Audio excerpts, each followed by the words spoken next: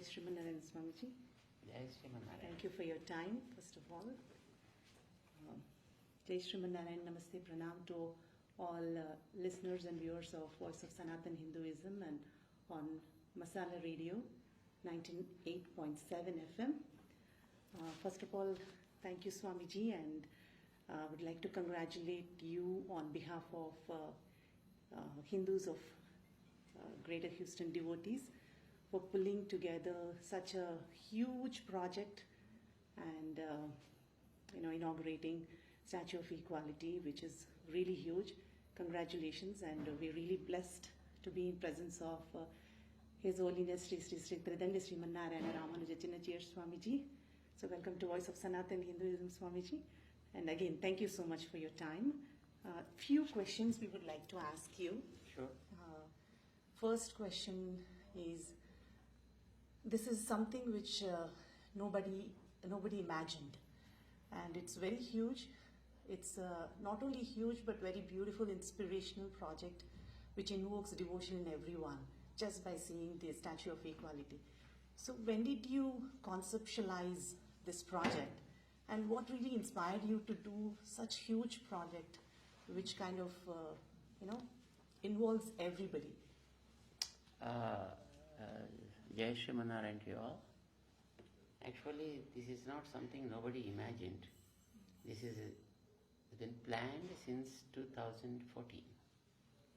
And when we came to US during 2015, we showed a walkthrough about the whole project as it was shown during the time was actualized now with few more additions and modifications. So this project has been conceived because the great social reformer and philosopher Ramanuja Chinna Swami, 1,000 years before, when none of the rest of the world even conceived anything about equality, and they never even imagined about the reformations in the society. During such a period, a great saintly Acharya, Ramanuja Swami, not only talked about equality, but also implemented equality and made the rulers and the people and even other elite of the society to accept that equality as the order of the day. And whatever he thought and whatever he promoted during that time was in practice till today. Of course, whatever is practiced during that time was of course very at wider range.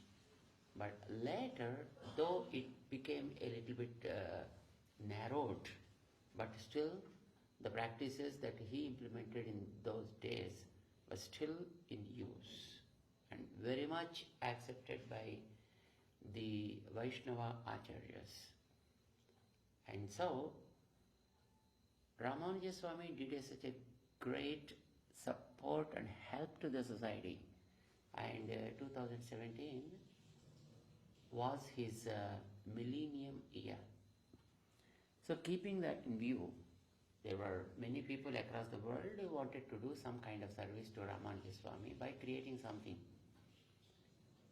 So we also thought to do something to match with the great deed what he did during that time.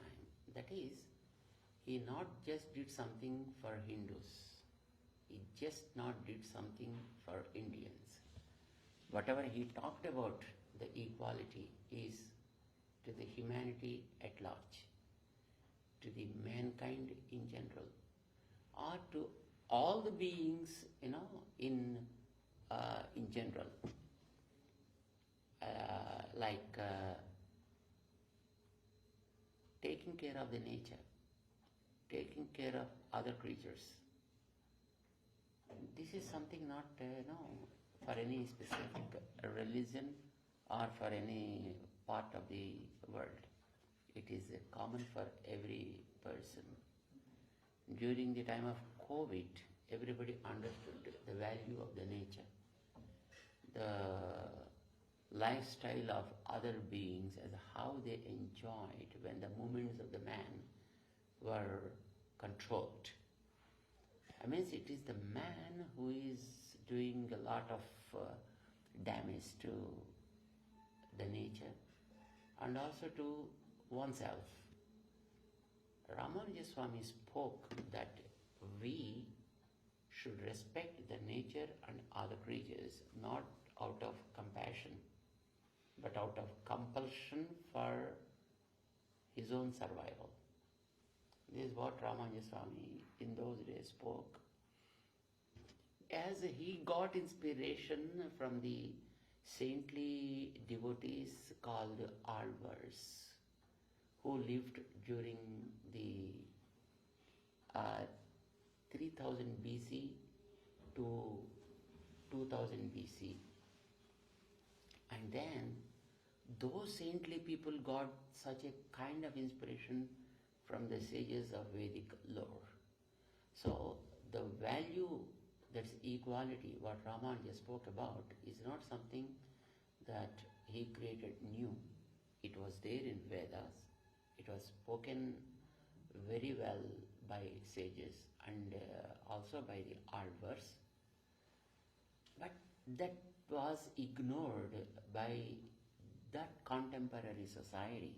So Ramanuja Swami wanted it to be brought out again to the light. So he did it. And he brought all the religious people together and different castes together and wanted to see that all they feel as different parts of the same body. Universe as a single body. And each of these segments as different parts or different limbs of the same body. This is what was forgotten. As you see in a body, hand if starts dominating the foot, the hand won't be there. And if the eyes start dominating the nose, then eyes will be in trouble. So there is no question of dominating one part the other. So each they, being by themselves, doing their own responsible activities, but they share the pains and joys of the entire body and they work for every part. That should be the order of the society, what unfortunately man ignored. That's where the racial feeling started. The color domination started. And the caste feelings took place in the society. All these diseases started in the society because of this egotism and the egomaniac people who were in the society. That's a great and powerful message you gave. We are all different parts of body. I think that's a great message to the world itself, who are different color, different nationalities. We are all different, but we are one body.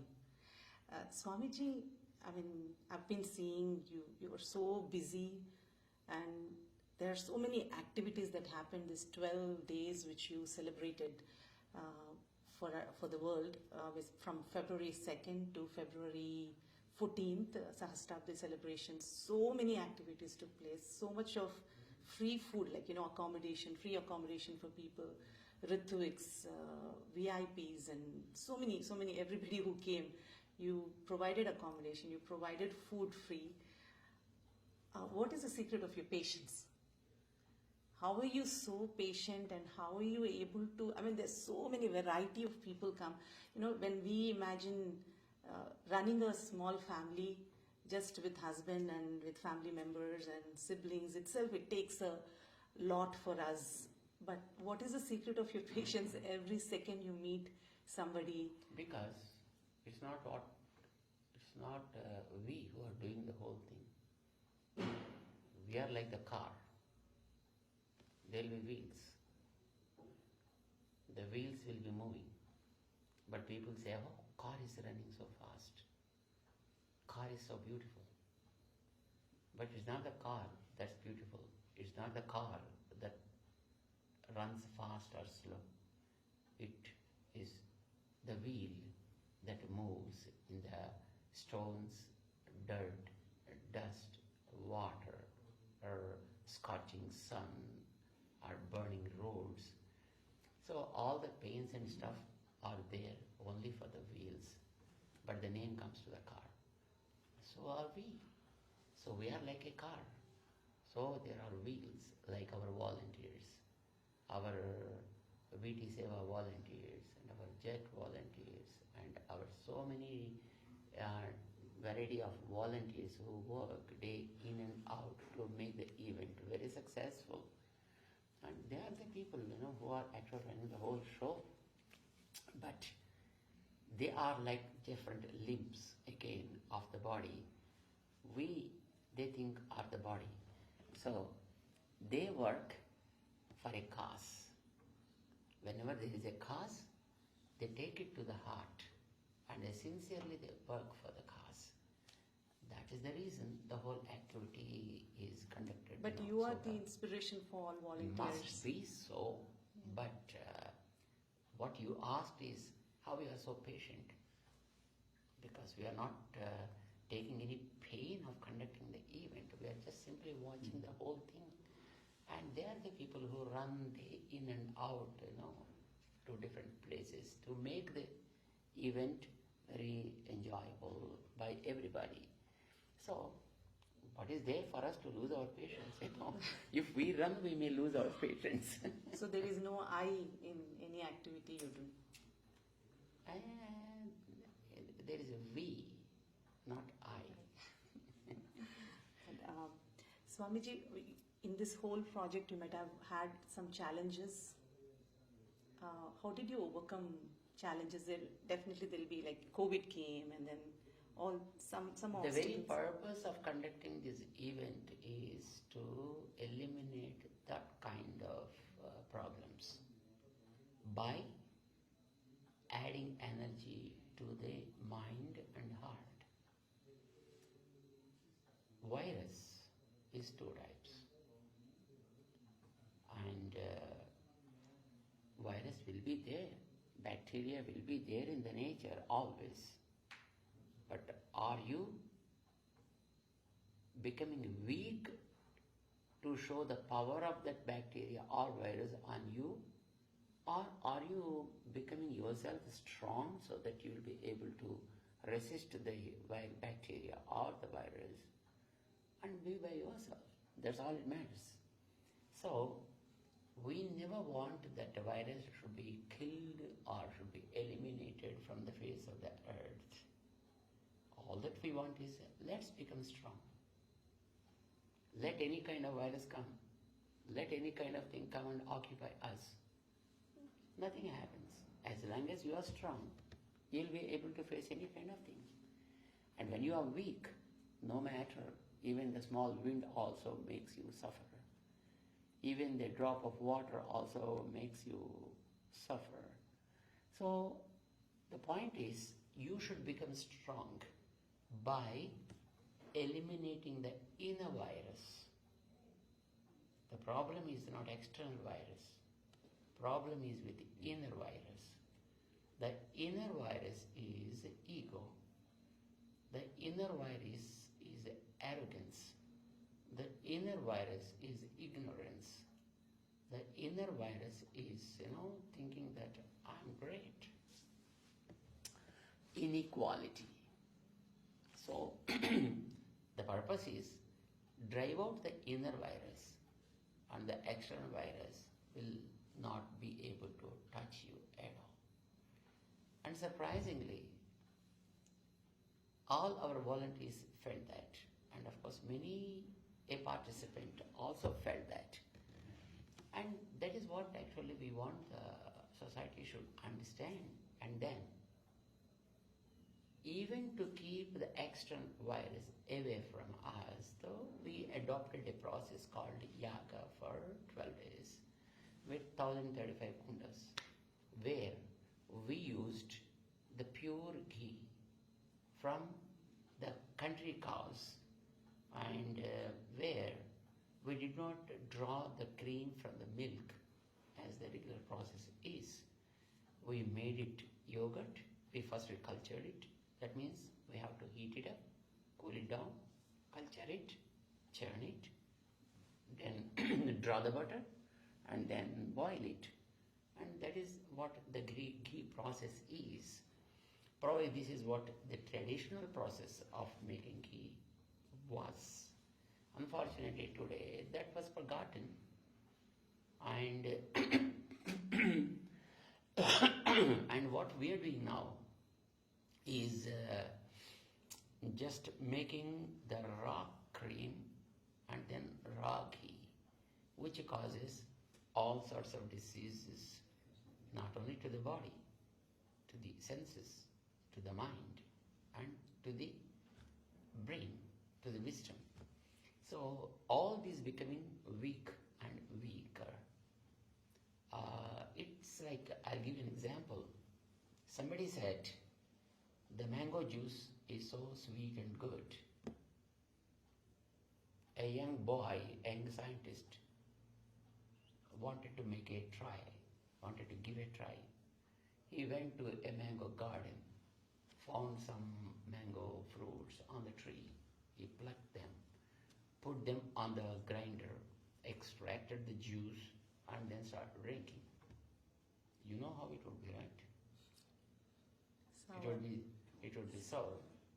And then started sneezing, coughing, and cold, fever, and he fell sick. And then he declared mango juice is so bad to the health. Do we accept it? No.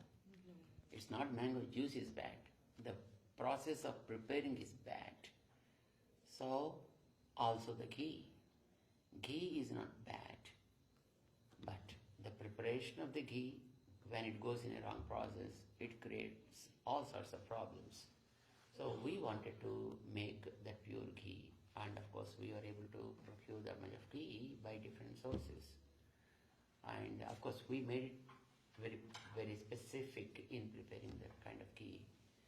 And then the process said that if we offer such a kind of ghee in the fire, in the form of oblations, ahuti, then the smoke comes out of that is purifying the whole atmosphere. So that's what happened. Before our yagam started, the COVID count per day was 25,000 approximately. And on the second day, it came down to 2,000. Lakhs. Before starting, it was total it was 2.5 lakhs in India. At the end of it, now only 10,000 or 15,000. No, in the state. In the state it was 25,000. Yes. And on the second or third day, the count they said was 2,000. And by the end of the yagam, all governments lifted the ban during the nights. The night curfew was lifted, and schools are open. Wow. Online classes was turned as offline classes, and everything. It's not what we claim as our greatness, but what we found in the society. Even yagam, it's also said that it fills the ozone layer gap, right? Is that true? I think Bhopal gas leak in 1983, there was some person who did yagam in his house, and he was the only one who was spared. That is what I say. The smoke comes out of that. Ghee. That's why sacrifice. That purifies the atmosphere. So it protects the persons who are in the specific zone. So whether it works on ozone or not, that's not my point. Is wherever that the impact of the yagam, and whoever will be in that will be protected. That's what we want. Swamiji, last question. I know you gave only 15 minutes and we are taking your time. Ramanuja Swamiji, now people are knowing about Ramanuja Swamiji and the works which he did. And if anybody is so interested in learning more about Ramanuja Swamiji and his works, is there courses that you can offer to international students and everybody across the world? Because now the message has become very powerful, and people are loving the message of equality, because everybody wants equality, everybody loves equality.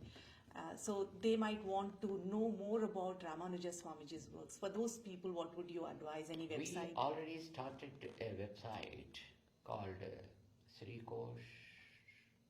srikosham.org. So where the digitized works of Ramanuja have been displayed currently. And during probably in course of time, we want to introduce even the classes for those seekers across the world. Or Ramanuja University, where We Vishishtadvaita. don't want to call it as a university as such, but we will keep options open for those who are interested in learning things. That provision will be, I think, probably open soon. Sure. And Swamiji, what comes to your mind when I say equality? Equal opportunities and encouragement for people. And what comes to your mind when I say Ramanuja? Good heart. Thank you so much, Swami. Yes. I really appreciate your time. Yes. Jai Srimannarayana.